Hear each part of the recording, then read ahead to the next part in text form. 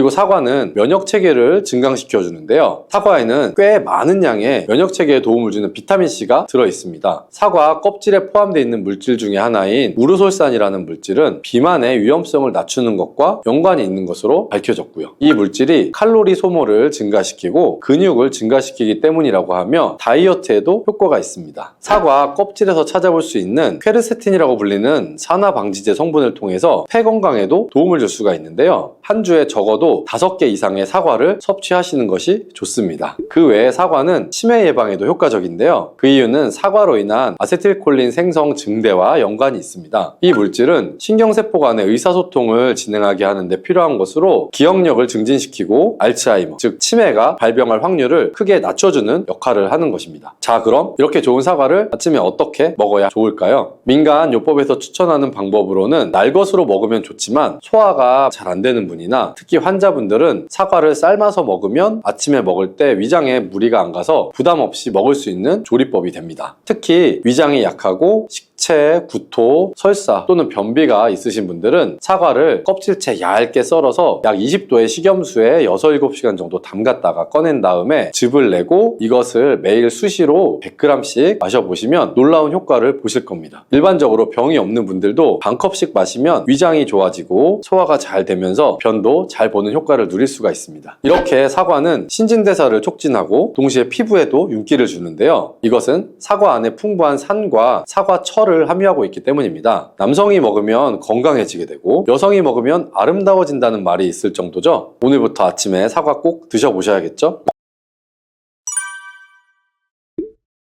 혹시 오늘 아침에는 뭐 드셨나요? 아마도 몸에 좋다는 음식을 드셨을 것 같은데요. 요즘 건강에 좋다는 음식들이 넘쳐서 도대체 어떤 음식이 좋다는 건지 나쁘다는 건지 헷갈리고 너무 정보가 많아서 어떤 음식을 먹어야 하는지 고르기 힘드실 거예요. 근데 혹시 그거 아시나요? 음식 자체도 중요하지만 우리 몸을 건강하게 유지하기 위해서는 비워야 하는 시간과 채워야 하는 시간을 잘 알아야 합니다. 이게 무슨 소리인지 궁금하실 텐데요. 쉽게 말하면 음식을 먹어야 하는 시간이 따로 존재한다는 거죠. 우리 몸이 음식으로 채워지기 위해서는 몸을 먼저 비워야 한다는 건데요. 비우지 않으면 채우지 못한다는 말처럼 먼저 몸이 건강하기 위해서는 그동안 쌓였던 나쁜 것들을 비워내야 합니다. 몸을 비운다는 것은 몸을 해독한다는 것이고 이렇게 해독이 진행이 되고 나서는 우리 몸 안에 대사기관들 그리고 세포가 좋아하는 것들로 채워주어야겠죠. 좋은 것들로 채운다는 것은 음식으로 영양분을 흡수한다는 말인데요. 여기서 꼭 기억하셔야 하는 것이 우리 몸이 병들어가는 이유는 음식 독소, 스트레스, 과로, 외부 환경, 유전적 체질 이렇게 5가지 원인 때문인데요. 그 가운데 가장 큰 요인이 바로 음식 독소입니다. 어떤 음식을 먹는지도 중요하고 언제 먹느냐도 중요하고요. 아무리 몸에 좋은 음식이라도 흡수 시간이나 배출 시간에 맞춰서 먹어야 몸에 독이 되는 것을 막을 수 있는 것입니다. 음식 독소는 우리 몸에 미치는 영향이 광범위하고 치명적인 만큼 이를 극복하기 위한 방법도 다양하게 연구되어 왔는데요. 다행인 것은 음식 독을 없애는 것은 다른 독을 상대하는 것보다 훨씬 수월하다는 것이죠. 하지만 음식 독소를 없애기 위해서는 일반적으로 알고 있는 적게 먹는 것 또는 꼭꼭 씹어서 먹는 것 이외에도 언제 어떻게 무엇을 먹어야 하는지도 잘 알아야 합니다. 이번 영상에서는 음식을 먹는 시간, 즉 우리 몸을 위해서 음식을 채워야 하는 시간과 비워야 하는 시간 그리고 특히 아침 공복에 독소 배출을 위해 꼭 먹어야 하는 음식 5가지에 대해서 알아볼 텐데요. 영상을 끝까지 보시면 우리 몸이 어떤 원리로 대사를 하는지 그리고 아침 공복에 어떤 음식을 먹어야 하는지 잘 알게 되실 거예요.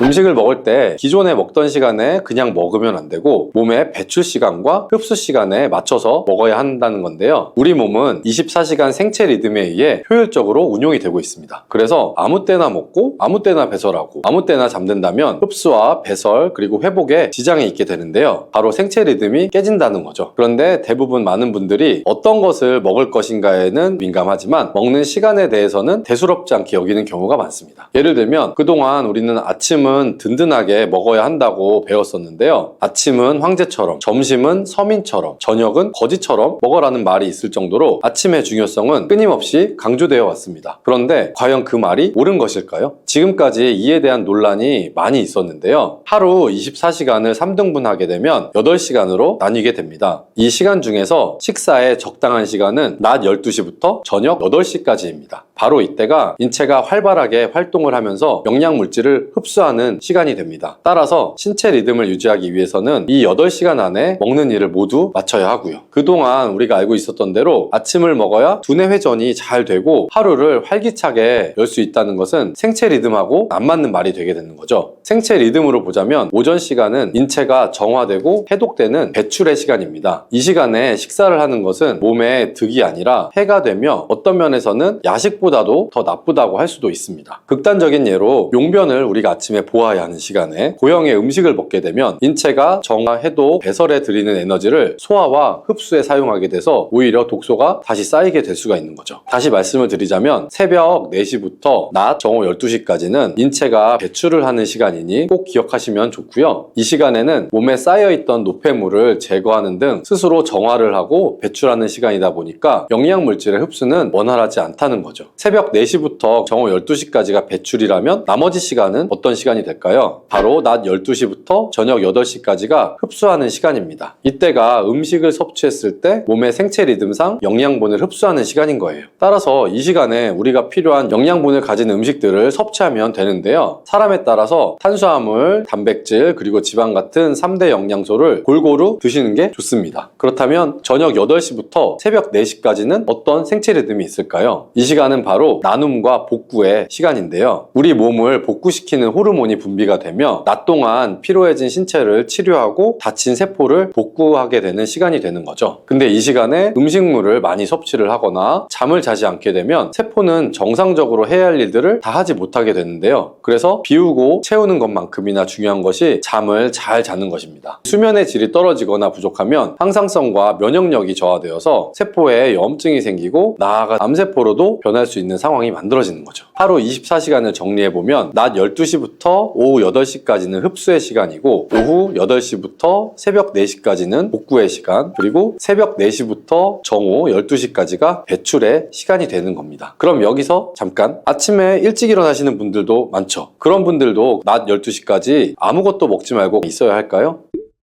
새벽 4시부터 정오 12시까지가 배출의 시간이고 아침 공복 시간으로 정말 중요한 시간인데요. 이 시간에 아무것도 먹지 말아야 하는 것이 아니고 배출의 시간인 만큼 배출에 도움이 되는 음식을 먹는 것이 좋은데요. 첫 번째는 바로 사과입니다. 사과는 우리 몸의 유해 콜레스테롤을 낮추는 효과가 있는데요. 주먹만한 크기의 사과 한 개에는 식이섬유 4g 정도가 들어있고 이 식이섬유가 팩틴의 형태를 취하고 있고요. 바로 이 팩틴이란 성분이 수용성의 식이섬유로서 유해한 콜레스테롤을 낮추는 것과 연관이 있습니다. 또한 사과가 제공하는 식이섬유는 칼로리를 소비하지 않으면서도 포만감을 지속시켜줍니다. 이 포만감의 원리는 우리의 몸은 설탕이나 정제된 곡물에 비해서 복합 식이섬유를 소화하는데 더 오랜 시간을 사용하기 때문에 일어나는 현상입니다. 그리고 사과는 면역체계를 증강시켜주는데요. 사과에는 꽤 많은 양의 면역체계에 도움을 주는 비타민C가 들어있습니다. 사과 껍질에 포함되어 있는 물질 중에 하나인 우르솔산이라는 물질은 비만의 위험성을 낮추는 것과 연관이 있는 것으로 밝혀졌고요. 이 물질이 칼로리 소모를 증가시키고 근육을 증가시키기 때문이라고 하며 다이어트에도 효과가 있습니다. 사과 껍질에서 찾아볼 수 있는 퀘르세틴이라고 불리는 산화방지제 성분을 통해서 폐 건강에도 도움을 줄 수가 있는데요. 한 주에 적어도 5개 이상의 사과를 섭취하시는 것이 좋습니다. 그 외에 사과는 치매 예방에도 효과적인데요. 그 이유는 사과로 인한 아세틸콜린 생성 증대와 연관이 있습니다. 이 물질은 신경세포 간의 의사소통을 진행하게 하는데 필요한 것으로 기억력을 증진시키고 알츠하이머, 즉 치매가 발병할 확률을 크게 낮춰주는 역할을 하는 것입니다. 자, 그럼 이렇게 좋은 사과를 아침에 어떻게 먹어야 좋을까요? 민간요법에서 추천하는 방법으로는 날것으로 먹으면 좋지만 소화가 잘 안 되는 분이나 특히 환자분들은 사과를 삶아서 먹으면 아침에 먹을 때 위장에 무리가 안 가서 부담 없이 먹을 수 있는 조리법이 됩니다. 특히 위장이 약하고 식체, 구토, 설사 또는 변비가 있으신 분들은 사과를 껍질째 얇게 썰어서 약 20도의 식염수에 6, 7시간 정도 담갔다가 꺼낸 다음에 즙을 내고 이것을 매일 수시로 100g씩 마셔보시면 놀라운 효과를 보실 겁니다. 일반적으로 병이 없는 분들도 반컵씩 마시면 위장이 좋아지고 소화가 잘 되면서 변도 잘 보는 효과를 누릴 수가 있습니다. 이렇게 사과는 신진대사를 촉진하고 동시에 피부에도 윤기를 주는데요. 이것은 사과 안에 풍부한 산과 사과철을 사과를 함유하고 있기 때문입니다. 남성이 먹으면 건강해지게 되고 여성이 먹으면 아름다워진다는 말이 있을 정도죠. 오늘부터 아침에 사과 꼭 드셔보셔야겠죠? 두 번째 음식은 오트밀입니다. 오트밀은 생소할 수가 있는데요. 오트밀은 귀리를 볶은 다음에 거칠게 부수거나 납작하게 눌러 만든 식품이에요. 이미 외국에서는 아침 식사 대용으로 즐겨 먹는 대표적인 음식이죠. 외국에서 아침 식사 대용으로 즐겨 먹는다는 것은 그럴 만한 이유가 있다는 것인데요. 귀리는 곡물의 왕이라는 별명이 있을 정도로 영양가가 아주 높은데 특히 베타글루칸이라고 불리는 독특한 섬유질을 함유하고 있는데요. 귀리에 있는 베타글루칸은 LDL 콜레스테롤의 혈중 농도를 낮춰주어서 심혈관계 질환의 위험을 줄일 수가 있습니다. 게다가 과식을 예방할 수 있는 호르몬인 펩타이드 분비를 촉진시켜서 포만감을 오래 유지할 수도 있고요. 또한 오트밀은 철분, 비타민 B, 망간, 마그네슘, 아연, 그리고 셀레늄의 좋은 공급원이기도 합니다. 보통 오트밀을 우리가 구입하면 건조된 납작 곡물의 형태이기 때문에 이걸 어떻게 먹어야 할지 고민이 되실 텐데요. 냄비에 오트밀과 물을 넣고 끓여서 드시면 누룽지 같은 식감으로 드실 수가 있습니다. 쌀로 누룽지를 만들어 먹는 것보다 당 흡수가 적어서 건강식으로 아침에 먹기에는 딱 좋은 음식이 될 겁니다. 근데 오트밀만 먹으면 맛이 없다고 느끼실 수가 있는데요. 오늘 추천드린 다른 음식들과 같이 섞어서 드셔보시면 맛과 영양 둘 다 챙기실 수 있을 거예요. 아침에 먹으면 좋은 음식 세 번째는 견과류입니다. 너무나 잘 아시는 견과류는 항산화 물질의 훌륭한 공급원이죠. 주요 성분으로는 마그네슘, 칼륨, 불포화 지방산을 많이 함유하고 있고요. 특히 아침에 먹기에 좋은 견과류는 고단백 식품이면서 지방과 섬유질 함량도 높은 편이기 때문에 포만감도 오래 유지시킬 수가 있습니다. 바로 이 포만감을 오래 유지하는 것이 점심 식사를 조절하는 데에도 도움이 되기 때문에 아침에 먹으면 좋은 음식으로 견과류를 꼭 추천해 드립니다. 또한 견과류는 지방이 많아서 칼로리가 높은 편이지만 우리의 몸은 지방을 모두 흡수하는 것은 아닙니다. 가공된 고지방 제품과는 달리 견과류는 일부 칼로리만을 흡수하기 때문에 너무 많이 섭취하지만 않는다면 괜찮습니다. 어떤 음식이든지 과하면 안 좋을 수 있는 것은 아시죠? 그 외에 성인병 예방에도 정말 좋은데요. 견과류는 심장이나 뇌의 건강과도 관련이 있습니다. 호두나 아몬드, 땅콩 등의 견과류를 꾸준히 섭취하면 건강한 혈관을 유지할 수가 있고 이는 심장 및 혈관 질환의 위험도를 낮출 수가 있습니다. 여러 견과류 중에서 인간의 뇌 모양과도 비슷한 호두는 불포화 지방산이 많고 뇌신경을 안정시키는 데 도움을 주는 칼슘, 비타민 B군 뿐만 아니라 뇌 발달과 두뇌 활성화에 좋은 비타민 A와 미네랄이 풍부한 것으로 알려져 있습니다. 50대 이상의 중년이라면 견과류 중에서 호두를 꼭 빼먹지 말고 드시는 게 좋겠죠. 네 번째 음식은 그릭 요거트입니다. 요거트는 알아도 그릭 요거트는 잘 모르시는 분들도 많을 텐데요. 최근에는 마트에 가보시면 그릭 요거트 제품들을 쉽게 발견할 수가 있습니다. 그릭 요거트는 일반 요거트와 비교하면 단맛이 좀 적지만 건강에는 훨씬 이롭다고 알려져 있습니다. 그렇다면 그릭 요거트가 어떻게 만들어질까요? 그릭 요거트는 대개 우유를 절반 정도가 될 때까지 농축한 뒤에 유산균을 넣어서 발효를 하게 됩니다. 그리고 농축 과정 없이 바로 발효해 만드는 일반 요거트에 비해서 칼슘, 단백질 등의 주요 영양소가 풍부할 수밖에 없는데요. 이런 그릭 요거트에는 인공 감미료 등의 식품 첨가물이나 설탕이 아주 적은 게 특징입니다. 그래서 특별한 맛이 없다거나 좀 뻑뻑하다고 느낄 수 있는데 몸에는 더 좋은 거죠. 그릭 요거트는 효능도 정말 많은데요. 먼저 누구나 다 아시는 엄청난 양의 프로바이오틱스가 들어있습니다. 프로바이오틱스는 장이 최상의 상태로 활발하게 움직이도록 돕는 박테리아를 가리키죠. 장이 건강해지면 소화만 잘 되는 게 아니고 잠도 잘 오고 면역력이 강해지며 뇌 건강에도 좋은 영향을 주게 됩니다. 더불어 장의 컨디션이 좋아지면 피부까지도 좋아지는 효과를 볼 수가 있죠. 유명한 영양학자인 마야 펠러에 따르면 그릭 요거트는 단백질 함량이 높아서 체중 감량에 도움이 된다고 하는데요. 왜냐하면 단백질이 풍부한 식사를 하면 포만감이 오래 유지가 되기 때문에 군것질을 하거나 폭식을 할 위험성이 줄어들기 때문입니다. 특히 아침에 운동으로 하루를 시작하는 분들이 있는데요. 이런 분들은 운동하고 나서 지친 근육에 그릭 요거트가 효과적입니다. 바로 단백질에 든 아미노산이 손상된 근육 조직을 재건시켜주고 새로운 근육세포를 생산하도록 돕기 때문이죠. 또한 영양학자들은 골다공증을 예방하고 싶다면 그릭 요거트를 먹으라고 권하고 있는데요. 그릭 요거트에는 뼈와 치아를 튼튼하게 유지하는 데 필수적인 칼슘이 풍부하기 때문입니다. 2017년 영양학 저널에 실린 논문에 따르면 그릭 요거트는 당뇨병을 예방하는 데 도움이 된다고 발표했습니다. 바로 바로 프리바이오틱스 덕분인데요. 마트에서 구매할 때는 성분표를 잘 보고 구매하는 것을 권장해 드리고요. 할 수 있다면 집에서 직접 만들어 드시는 게 가장 건강한 그릭 요거트를 만들 수 있으니 꼭 집에서 만들어 드시기를 추천해 드립니다. 그리고 위에서 추천해 드린 견과류나 과일과 함께 드시면 더욱 건강하고 맛있게 드실 수 있을 거예요. 다섯 번째 음식은 블루베리입니다. 요즘 냉동으로 블루베리 사 드시는 분들이 많으신데요. 항산화 물질이 풍부한 과일 중에 대표 주자인 블루베리는 기억력을 높여주고 혈압과 신진대사를 적절히 조절해주는 효과가 있는데요. 특히 최근 연구에 따르면 아침 공복에 먹었을 때 그 효과가 배가 된다고 밝혀졌습니다. 이 외에도 눈을 보호해주고 뼈와 치아를 튼튼하게 만들어주며 당뇨병을 예방해주는 최고의 과일이라고 할 수가 있죠. 한 가지 주의할 점은 블루베리는 당 성분이 좀 높게 들어있어서 아침에 드실 때 20알 정도만 드셔도 그 효과를 충분히 누릴 수 있으니 위에 추천해드린 다른 음식들과 적당량을 섞어서 같이 드셔보시기를 바랍니다.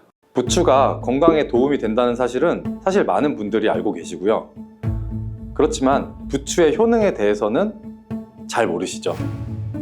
그러면 부추의 효능, 함께 먹으면 보약이 되는 음식과 또 부추를 드실 때 주의할 점, 그리고 부추의 특별한 조리법까지 모두 알려드리겠습니다. 부추와 이것을 함께 드시면 죽어가던 혈관이 살아나고 치매가 예방됩니다. 부추와 같이 먹으면 좋은 음식 첫 번째는 바로 부추에는 항산화 성분과 각종 비타민, 칼슘, 칼륨 등의 미네랄 성분이 풍부해서 우리 간 해독에도 좋고 또 콜레스테롤을 낮추며 당뇨 예방과 조절에도 도움이 되고요. 심혈관 질환을 예방하는 데도 아주 탁월한 효과가 있습니다. 부추가 건강에 도움이 된다는 사실은 사실 많은 분들이 알고 계시고요. 그렇지만 부추의 효능에 대해서는 잘 모르시죠?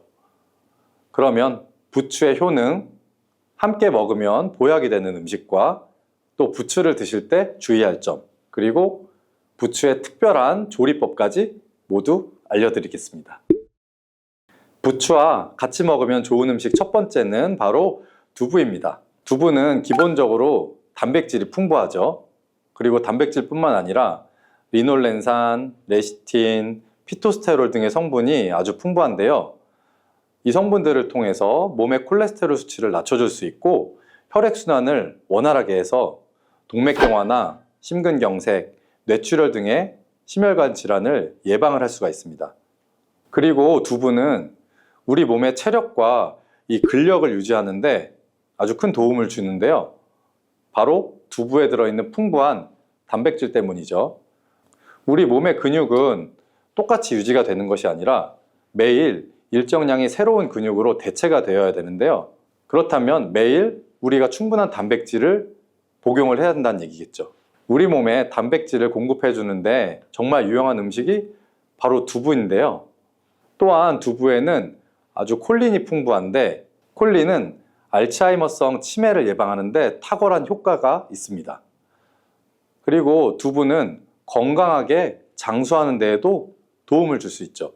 많은 과학자들의 연구 결과를 보면 건강하게 장수한 사람들의 특징이 바로 식물성 단백질을 아주 꾸준히 섭취했다는 사실을 발견했고 동물성 단백질을 식물성의 단백질로 바꿔서 섭취를 하면 사망의 위험성이 낮아진다는 연구 결과도 나와 있어요. 이런 두부와 부추가 만나게 되면 심혈관 질환을 예방하는데 시너지 효과를 볼 수가 있습니다. 바로 부추에 풍부한 황화아릴 성분이 혈관 내 노폐물을 제거해 줄 수가 있고요. 또 나쁜 콜레스테롤도 녹여주는 효과가 있기 때문인데요. 그렇게 되면 혈액이 깨끗해지고 혈액순환이 원활하게 잘 돼서 심혈관 질환의 전반적인 예방을 할 수가 있습니다. 그리고 부추에는 칼륨이 아주 풍부한데요. 칼륨은 혈관 내 나트륨을 몸 밖으로 배출해주는 작용을 합니다. 만약에 몸 안에서 나트륨 농도가 높아지면 고혈압이 발생하고 증세가 심해지면 치매까지 유발을 할 수가 있습니다. 그런데 이 부추 속에 있는 칼륨이 나트륨을 배출해 주어서 혈관 문제를 미리미리 예방을 할 수가 있고요. 고혈압뿐만이 아니라 혈관성으로 오는 치매까지 예방해 주는 효과를 누릴 수가 있습니다. 문제는 부추를 먹어서 이렇게 혈액순환이 좋아진다고 해도 혈관 내에 호모시스테인이라는 성분은 부추를 드시는 것만으로는 해결이 되지 않는 경우가 있습니다. 이 호모시스테인은 체내에서 메티오닌이 대사되는 과정에서 생성되는 아미노산인데요. 호모시스테인이 과량이 돼서 혈관에 많이 쌓이게 되면 오히려 혈관을 손상을 시키고 혈액의 응고를 촉진하기 때문에 혈액순환도 떨어지고 심혈관 질환을 유발을 할 수가 있습니다. 그런데 이때 두부를 함께 드시게 되면 혈관 내 호모시스테인을 제거하는데 아주 놀라운 효과를 볼 수가 있어요. 어떻게냐고요? 바로 두부에 들어있는 풍부한 엽산 때문인데요. 이 엽산이 호모시스테인을 몸 밖으로 배출해 주는데 탁월하기 때문이에요. 이 엽산은 호모시스테인을 다시 메티오닌으로 전환시킬 수 있기 때문에 독성을 완화시킬 수가 있는 겁니다. 제가 앞에서 말씀드렸다시피 두부에 단백질이 풍부하다는 사실은 대부분 모두 알고 계실 거예요. 그런데 이 단백질의 양이 우리가 먹는 고기보다 훨씬 많다는 사실은 잘 모르셨죠? 보통 나이가 드시면 소화가 잘 안 되기 때문에 고기 섭취를 아무래도 줄일 수밖에 없고 꺼리시는 분들이 많이 있습니다. 우리가 나이가 들면 아무래도 소화력이 떨어지면서 고기를 드셔도 소화가 잘 안 돼서 잘 안 드시게 되는 분들을 많이 볼 수가 있는데요. 우리나라 성인들의 단백질 섭취량이 전체적으로 많이 부족하다는 통계 자료도 나와 있고요. 그래서 두부를 드시게 되면 이 부족한 단백질을 충분하게 보충해 줄 수가 있기 때문에 근육을 튼튼하게 하고 또 이는 관절염이나 통증을 예방하는 데에도 도움을 줄 수가 있습니다. 그리고 두부에는 이소플라본이라는 성분이 많이 들어있는데요. 이 이소플라본은 바로 칼슘의 흡수를 도와주고 뼈에서 칼슘이 빠져나가는 증상까지 막아주는 효과가 있어요. 이 효과 때문에 노년기에 오는 골다공증을 예방하는데 아주 큰 역할을 해줄 수가 있고요. 다만 두부도 약간의 찬 성질이 있는데요. 그래서 몸이 찬 분들이 드시면 소화가 안 되는 경우가 있습니다. 이럴 땐 어떻게 하면 좋을까요? 바로 부추와 함께 드시면 이 문제를 해결할 수가 있습니다. 부추는 두부와 다르게 따뜻한 성질을 가지고 있기 때문에 두부의 찬 성질을 중화시킬 수가 있습니다. 그럼 두부와 부추를 함께 드시는 방법을 제가 하나 알려드릴게요. 먼저 두부를 면포에 담은 다음에 물기를 다 빼주시고 잘 으깨주시면 됩니다. 이 으깬 두부와 잘게 썬 부추에 계란을 넣고 반죽을 합니다. 그리고 달궈진 팬에다가 기름을 넣어주시는데요. 이때 기름은 오메가3가 풍부한 올리브유나 들기름을 사용하시면 아주 좋습니다. 그 반죽을 넣고 잘 부쳐주시면 두부 부추전이 완성됩니다. 자, 두 번째, 부추와 함께 먹으면 보약이 되는 음식은 바로 사과입니다. 사과는 평소에도 많이 드실 텐데 부추를 사과와 함께 드시게 되면 사과 속에 풍부한 항산화 물질들이 혈관을 보호해주고 또 유기산이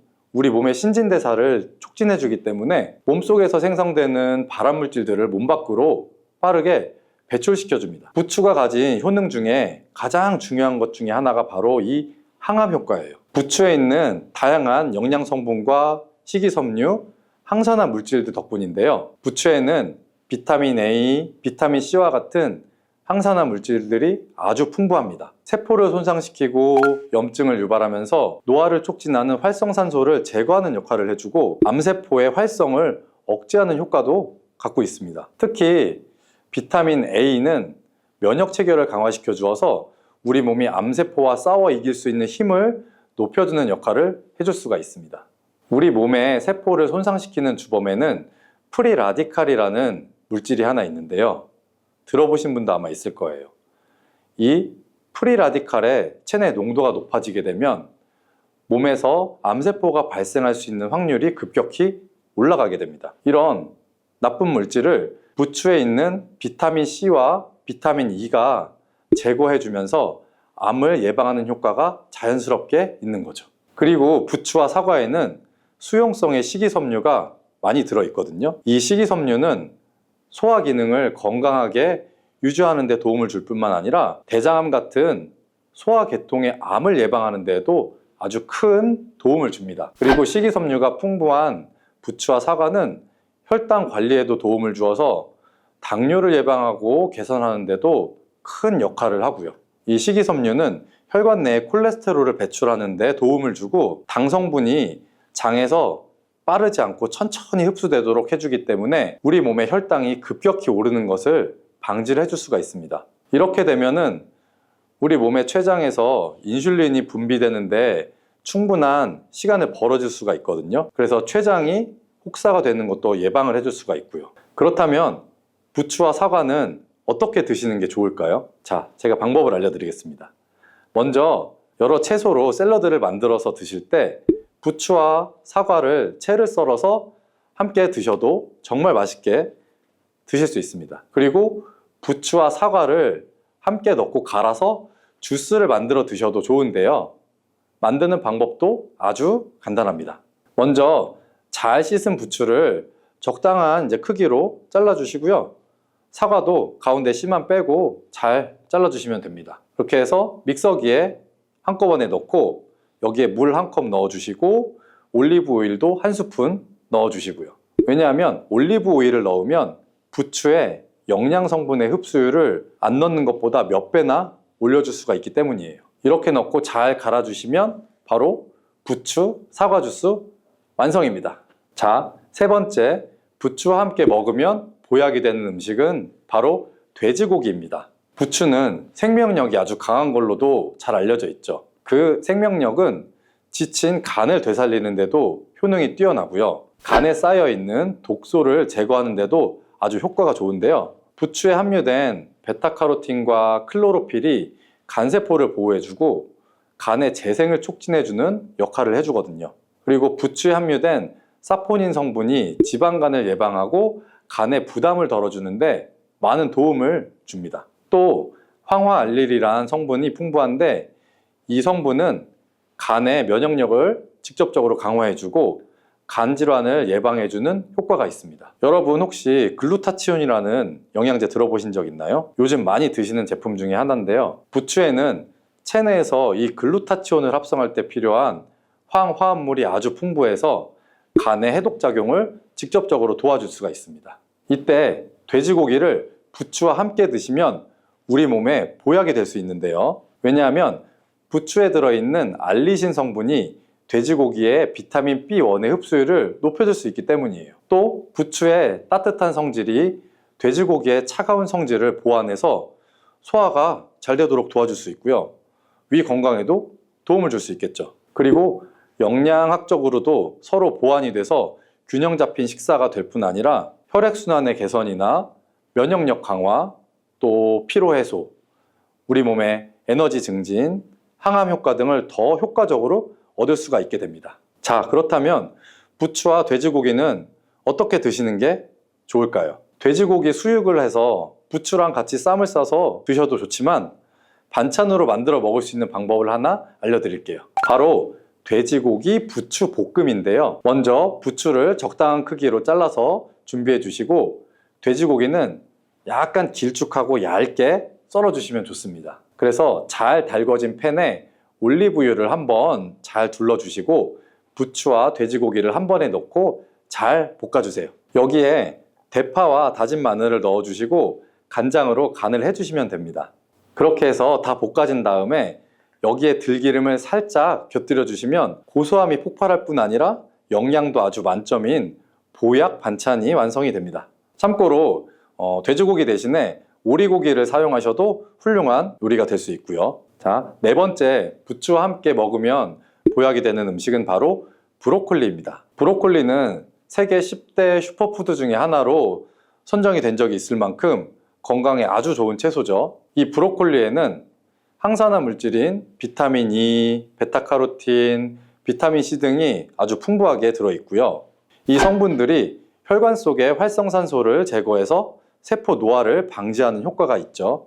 그리고 설포라판이라는 항암 성분도 풍부한데 암세포의 성장을 억제하고 암 예방에도 효과적인 아주 놀라운 식물입니다. 또 비타민 A가 풍부해서 우리 눈 건강에도 아주 좋은 효능을 발휘하고요. 이 비타민 A는 부추에도 풍부한데 함께 드시게 되면 그래서 시너지 효과를 누릴 수가 있습니다. 비타민 A는 체내에서 로놉신의 합성을 도와서 야맹증을 예방해 줄 수 있고 눈에 점막을 만들어서 유지시켜주는 효과가 있고요. 그래서 안구건조증도 예방이 되고 눈이 시린 증상도 완화를 시켜줄 수가 있습니다. 또 비타민 C는 활성산소를 제거해서 안구 세포를 보호해주고 눈의 혈관을 건강하게 유지시켜 주어서 망막이 손상되는 것을 막아줄 수가 있습니다. 이런 효과로 눈이 충혈되는 것과 눈에 오는 통증도 완화시켜 줄 수가 있고요. 우리가 흔히 아는 눈 질환 중에서 황반변성이라는 게 있죠.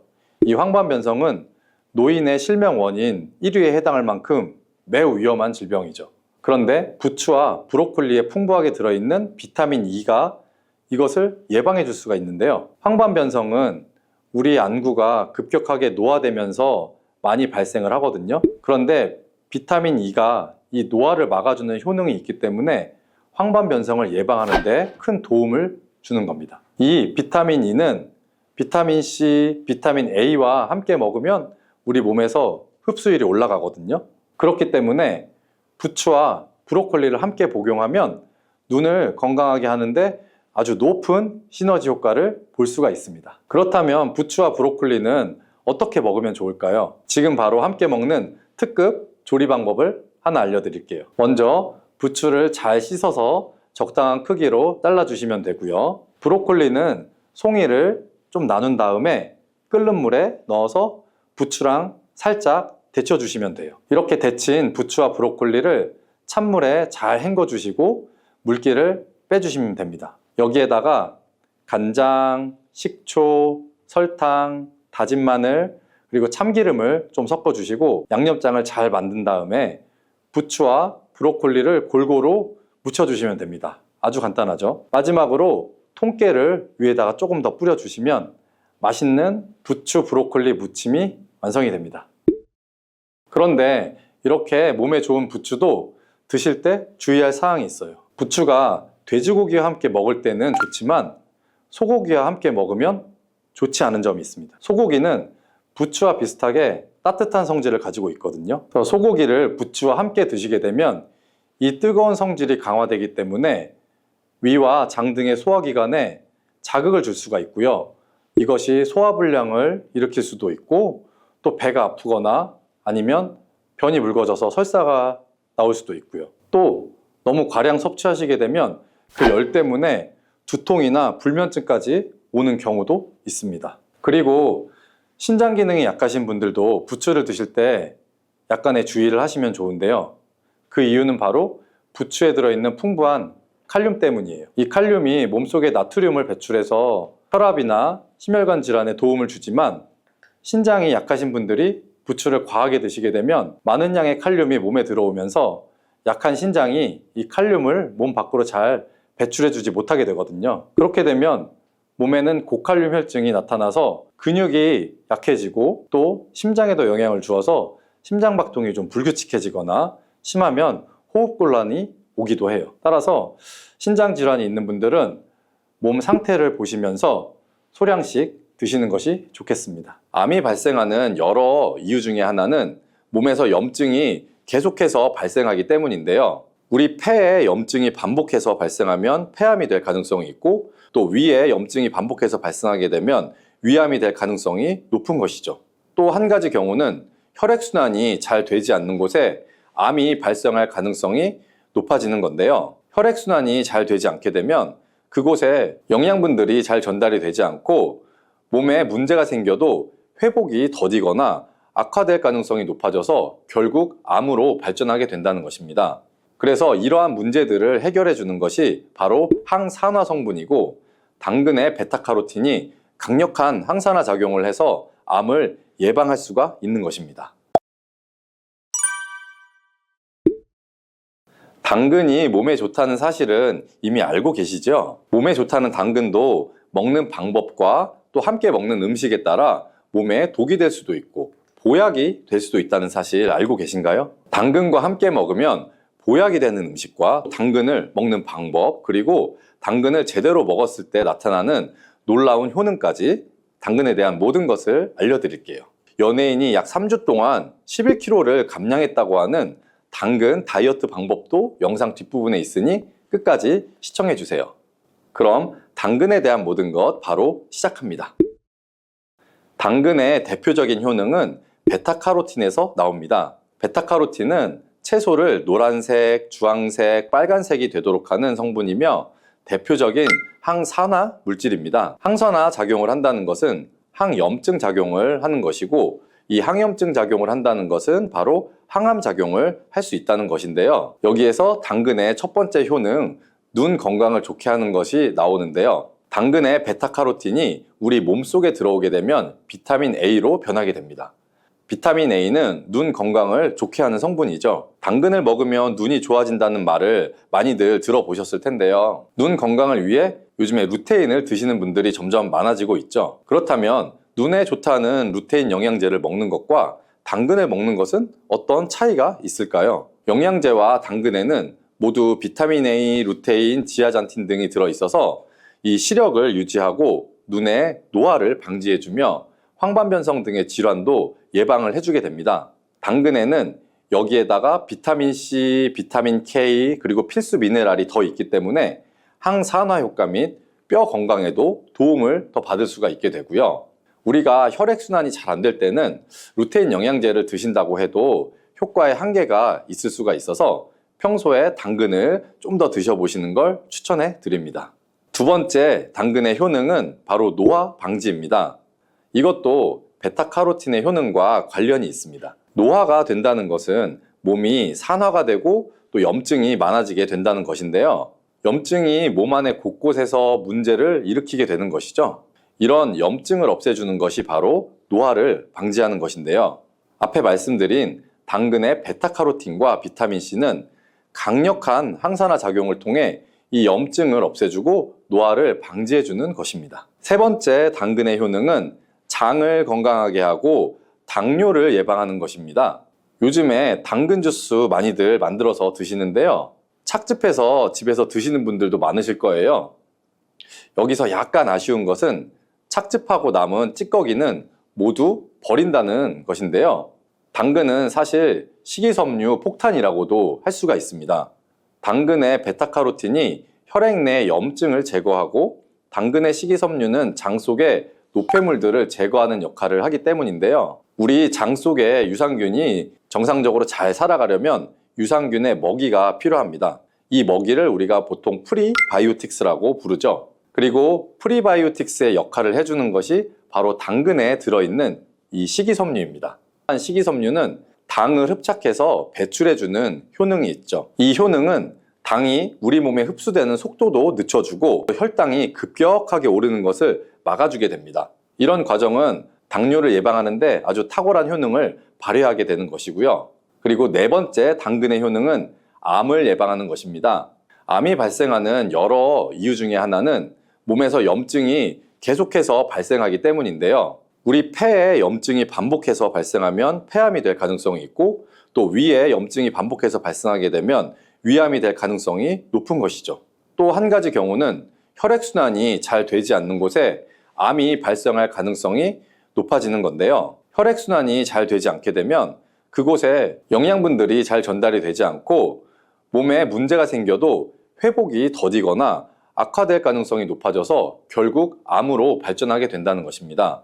그래서 이러한 문제들을 해결해 주는 것이 바로 항산화 성분이고, 당근의 베타카로틴이 강력한 항산화 작용을 해서 암을 예방할 수가 있는 것입니다. 간혹 흡연을 하는 분들 중에 이 베타카로틴을 섭취하면 폐암의 발병률이 높아진다고 해서 당근 섭취를 꺼리시는 분들이 있는데요.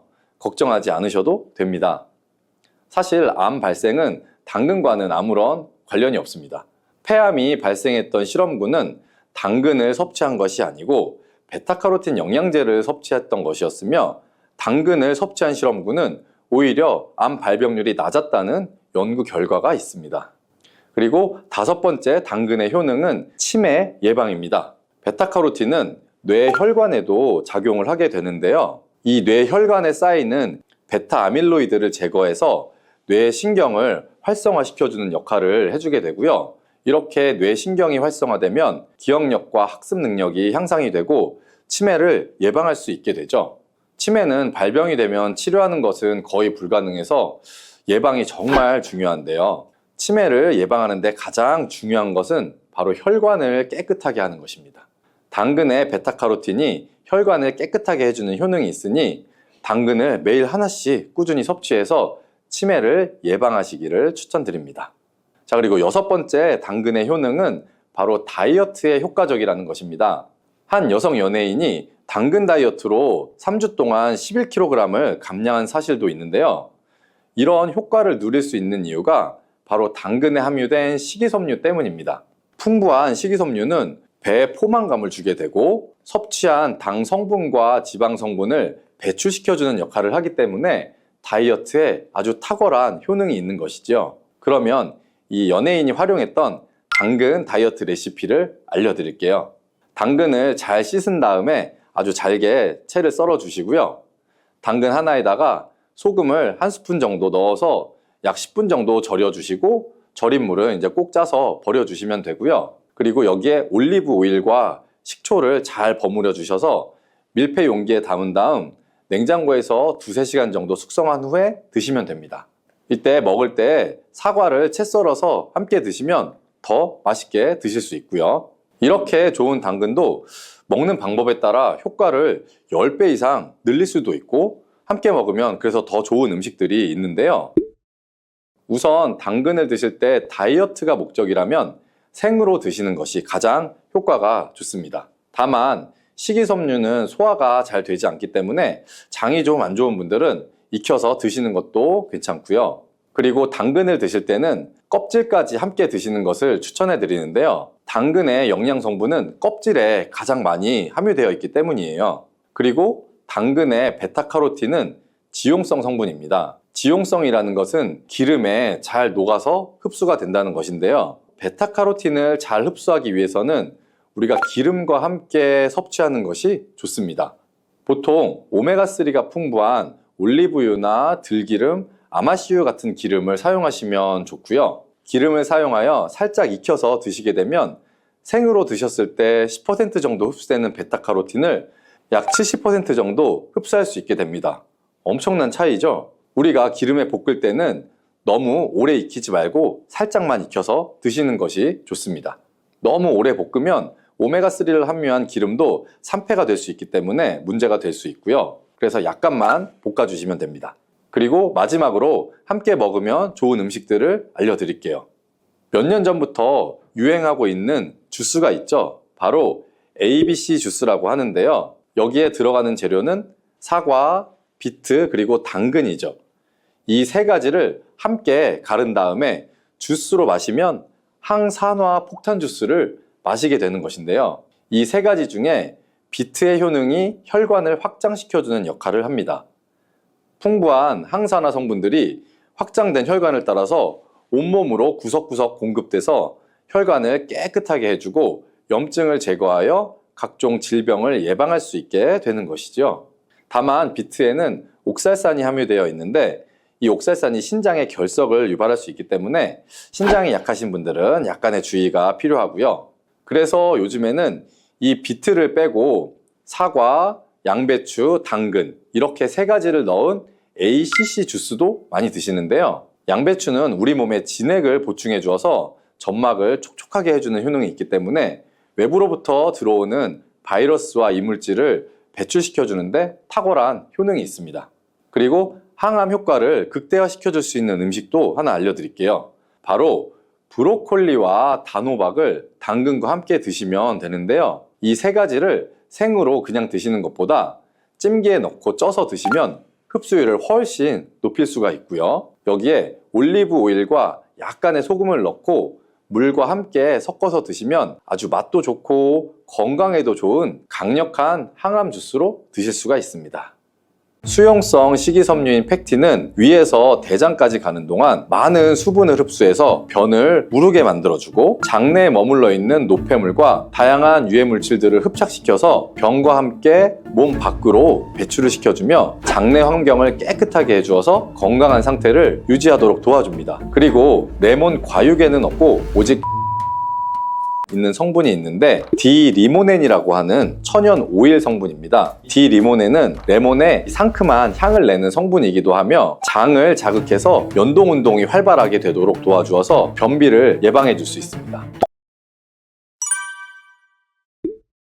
요즘 들어 뱃살과 내장 지방을 쏙 빼는데 효능이 좋기로 소문난 레몬, 우리가 요리에도 많이 사용하는 과일이죠. 레몬에는 다양한 영양 성분이 있어서 건강에 놀라운 효능을 발휘하는데요. 레몬도 잘 알고 드셔야 제대로 된 효능을 누릴 수가 있습니다. 잘못 드시면 오히려 몸에 독이 되는 경우도 많이 있거든요. 영상을 통해서 레몬에 어떤 효능이 있는지, 어떻게 먹어야 되는지, 함께 먹으면 보약이 되는 음식에는 어떤 것이 있는지, 그리고 레몬 드실 때 주의할 점까지 레몬에 대한 모든 것을 알려드릴게요. 레몬은 다이어트뿐만 아니라 당뇨 예방과 관리에도 아주 탁월한 효능이 있습니다. 최근 연구 결과에서 레몬에 들어있는 비타민C와 풍부한 식이섬유, 각종 무기질과 구연산이 혈당 조절에 효과가 있어서 당뇨 예방에 도움이 될 수 있고, 또 지방을 분해해주는 효능이 있어서 다이어트에도 도움이 된다고 발표했습니다. 또한 레몬은 독소를 배출해주는 효능이 있어서 우리 몸의 신진대사를 원활하게 해주고 몸 안에 칼로리를 소모하는 데 도움이 되며, 이는 몸에 붓기를 빼고 체중을 줄이는 데 도움이 될 수 있습니다.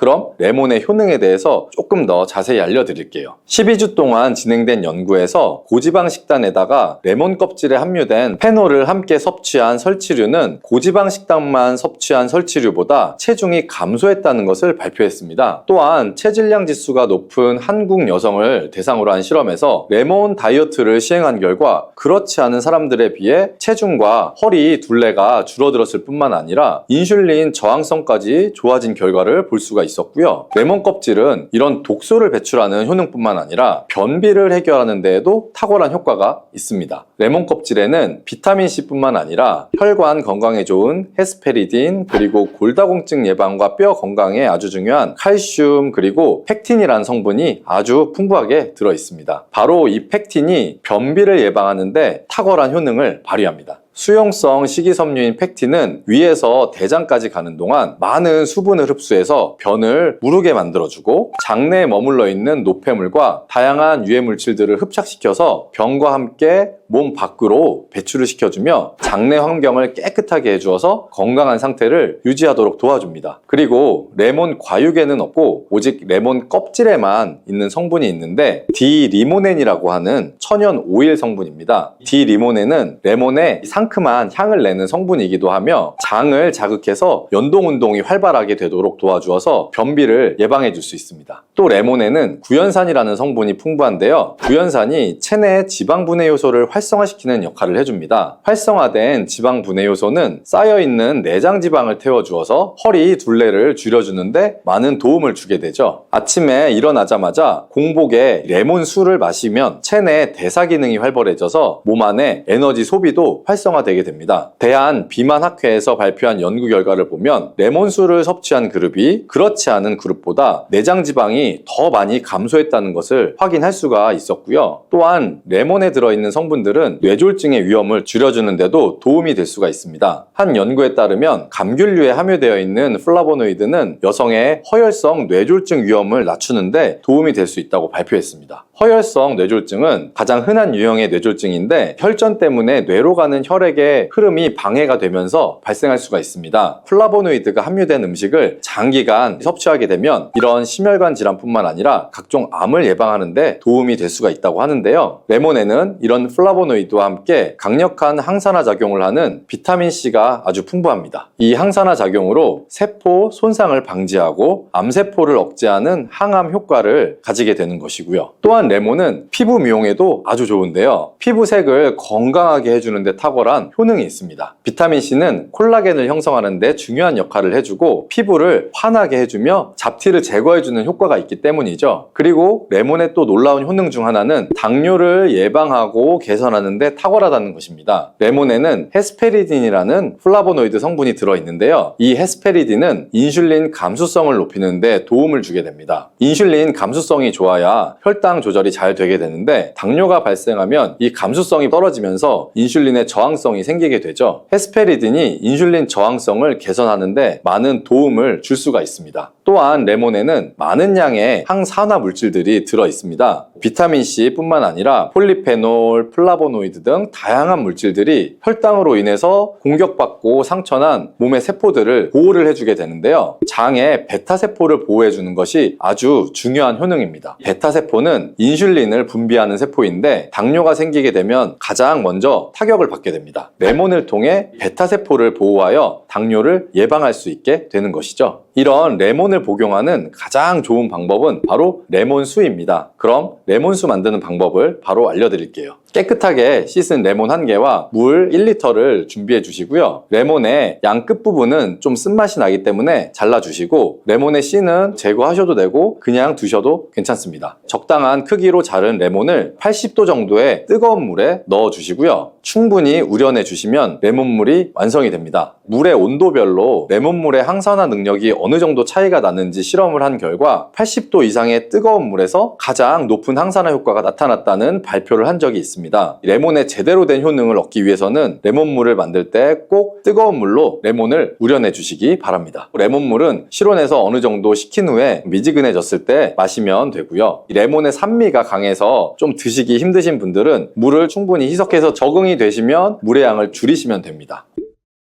이런 레몬수를 만들어 드실 때 주의할 점이 있는데요. 첫 번째는 반드시 충분한 양의 레몬을 넣어야 한다는 것입니다. 레몬수를 만들 때 레몬 자른 거 몇 조각만 넣어서 드시는 경우들도 있는데 이 정도는 충분하지가 않고요. 물 1리터에 레몬 1개 정도 우려서 드셔야 레몬의 효과를 충분히 볼 수가 있습니다. 두 번째는 설탕을 넣으면 안 된다는 것입니다. 레몬의 신맛이 강해서 먹기가 힘들다고 설탕을 좀 넣어서 드시는 분들도 간혹 있는데 그렇게 하시면 오히려 우리 몸에 독이 될 수가 있습니다. 레몬수의 맛을 위해 설탕을 넣다 보면 설탕을 좀 과하게 드실 수가 있기 때문에 최대한 넣지 않는 것이 가장 좋습니다. 그리고 세 번째는 레몬을 세척할 때 깨끗하게 하셔야 하는데요. 우리가 보통 깨끗하게 세척한다고 식초나 베이킹소다를 이용해서 많이 세척을 하시잖아요. 이것과 관련해서 하버드 대학에서 연구한 결과가 있는데요. 레몬을 물에 약 2분 정도 담가 두었다가 흐르는 물에다가 잘 씻어주면 농약은 100% 제거가 된다고 합니다. 그런데 일반적인 상식과 달리 베이킹소다나 식초를 사용하게 되면 농약이 일부 남아있다는 것을 발표한 적이 있습니다. 레몬을 세척할 때는 그냥 아무것도 넣지 마시고 깨끗한 물로 세척해 주시기 바랍니다. 다음으로 레몬과 함께 먹으면 시너지 효과를 내는 음식을 알려드릴게요. 첫 번째는 바로 계피입니다. 레몬과 계피를 함께 사용하여 약으로 쓰기도 하는데요. 레몬과 계피를 함께 먹으면 면역 체계를 강화해 주는데 도움이 됩니다. 계피는 향긋한 향과 매운맛이 특징인데 소화를 도와줄 뿐 아니라 혈당 조절에도 탁월한 효능이 있습니다. 또한 레몬에는 염증을 억제하고 수치를 줄여주는 산화 방지제가 풍부한데 레몬과 계피를 지속적으로 섭취하시면 강력한 항염작용이 나타나서 관절염이나 몸의 염증에도 많은 도움을 받을 수가 있습니다. 또한 레몬과 계피는 다이어트에도 많은 도움을 줄 수 있는데요. 계피는 혈액 속의 인슐린과 탄수화물 수치를 조절해서 복부에 지방이 쌓이지 않도록 도와주기 때문이에요. 그리고 레몬은 고구마와 함께 드셔도 좋은데요. 고구마에는 베타카로틴, 비타민C, 식이섬유 등이 풍부하게 함유되어 있어서 염증을 감소시키고 안구 세포를 보호하는 효과가 있습니다. 항산화제인 베타카로틴이 매우 풍부해서 안구 건조증의 위험을 줄이고 눈 건강에 많은 도움을 줄 수가 있고요. 레몬도 이 비타민C와 다양한 항산화 물질을 함유하고 있어서 함께 섭취하면 항산화 효과를 더욱 높일 수가 있겠습니다.